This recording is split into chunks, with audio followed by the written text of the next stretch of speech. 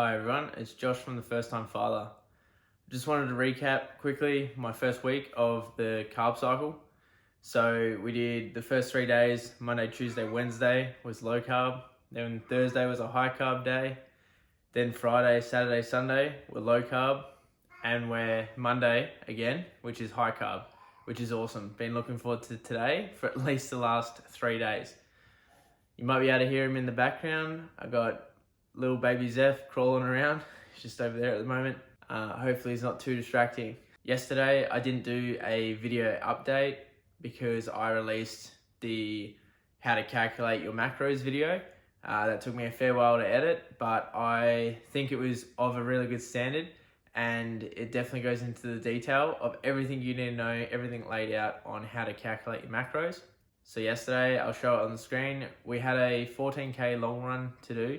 And we actually did 2 extra Ks because we felt good. So it ended up turning into a 16K run. So I just did that intuitively. Obviously the programming was for 14Ks, but I felt good enough and I wanted to do more. So I did. It kind of leads into what I wanted to talk about in this video. It's something that Nick Bear from Bear Performance Nutrition, he's got the company called Bear Performance Nutrition. He's got his YouTube channel. They've also got the Bear Performance podcast, all of which I highly recommend taking a look at. I've used his supplements before. I've followed Nick's channel for a long time and I love the whole go one more mindset. So that quote or little mantra that Nick has come up with over his time of endurance training, I often think about things like that during my longer runs and longer endurance sessions where essentially I have time to think because I don't listen to music or audible books or anything like that whilst I'm running. I want to do the deliberate action of being in the moment and focusing on that run. So embodying the whole go one more mindset is literally just not doing the bare minimum, going one more as it says. That doesn't mean that you need to go crazy with it or anything like that. To me, it's more embodying the fact that you're just pushing yourself a little bit harder every time you're doing something. That's a big reason why in yesterday's run, I did the extra 2Ks because I knew for myself that the way I was feeling, and this is just coming from experience of running for so long and working out for so long, I knew I could get more out of the run by doing a little bit extra and I would feel much better afterwards and my performance and all that would be positively affected. That doesn't mean during every training session I do it, but I just wanted to point it out that I did it yesterday because you'll see on the screen the 14K planned run and then my 16K run. The baby's gone quiet. I've got to go find him. He's all good. He's just playing with his toys. So the go one more mindset and mantra is also very applicable in the gym, in my opinion. Something that a lot of beginners struggle with, and I know I did, and still at times do. When a program says 8 to 10 reps, how many reps do we do? 8 to 10. But if you're doing those, say 10 reps, and then you get to the 10th rep and you know that you can push out 1 or 2 more reps, then why wouldn't you? So if you're banging out the 10 reps and you can do 2 or 3 more reps, then most likely your weight that you're lifting is too light. So increase your weight, but try to stay within that 8 to 10 reps. So you might go up by 5 kilos, and instead of being able to do 13 reps, that's where you end up doing the 9 reps, and that's perfect. That's where you want to be. So you don't just want to go off what the programming says.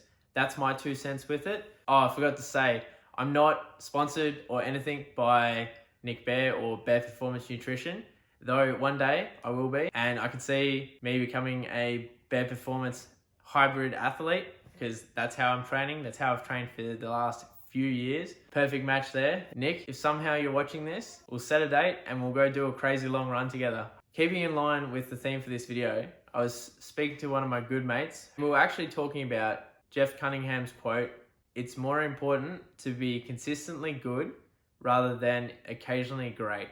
Now this is important for me. For example, there is just no way that I would really want to go do my 4K easy run. I still haven't done it and we're getting to the afternoon. I'm gonna have to wait for baby Zeph to go to sleep and then I'm gonna bang this run in on the treadmill, though I don't particularly want to. Consistency is that important. I know that myself, just from certain periods of training where I've done it and pushed through everything to do the training, and then we come up to the test day or the race day, it's paid off. All my hard work has paid off.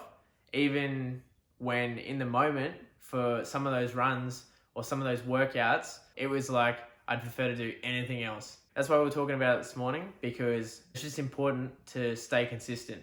Like, for example, I'm training for the half marathon Gold Coast run in, I think it's 5 weeks now. So it's important for me to remember things like that quote. Jeff Cunningham was actually Nick Bare's coach for his sub 3 hour marathon. He had him on the podcast in episode 100. Oh, is that right? So particularly in instances where I don't want to do the thing, I don't want to do the run, I don't want to do the workout, I try to remember that, for example. And especially when I'm eating, like the last couple of days of low carb has not been great. Obviously, I've been looking forward to today because I get to have like some nachos and a pizza, both mindfully created dishes, obviously. But I get to have things full of carbs, which I love, and meals that I actually really enjoy. Where on lower carb days, I don't get to have the full range of the meal that I enjoy. I just get to have components of it. So during those times, that's sort of the thing that I think of. That helps me stay on track. And then at the end of the day, I know I'm doing it to achieve a goal. So it's only been 8 days on the Carb Cycling Challenge, and I've already noticed body composition changes just in the mirror and also on the scale. As an average, about a kilo and a half we're down, which is obviously good. We're on the right track. On top of that, we're getting all the benefits from actually being able to have the higher carb days. So this is my second one today, and I am really enjoying it. I think I took a photo of my nachos that I had for lunch. I made the chips out of potato because corn chips are super high in fat, and obviously my fats aren't too high on high carb days. So I chose to do it with potatoes and cooked them in the oven and the air fryer, and turned out awesome. So that's going to be a staple in my routine now. That way I know what I'm actually putting into my body as well, instead of just reaching for the corn chips for the nachos. As always, I hope you got something from this video. I just wanted to check in and drop those couple of thoughts that I'm having and let you know how I'm going. Leave us a comment on how you stay on track, or what you tell yourself and what you think of to stay on track, particularly when you don't want to, either with training or eating. Like, what makes you still get out of bed in the morning and put your shoes on and go for a run when it's raining? Let us know, and then we can have a discussion and share ideas. As always, thanks for watching. See you tomorrow.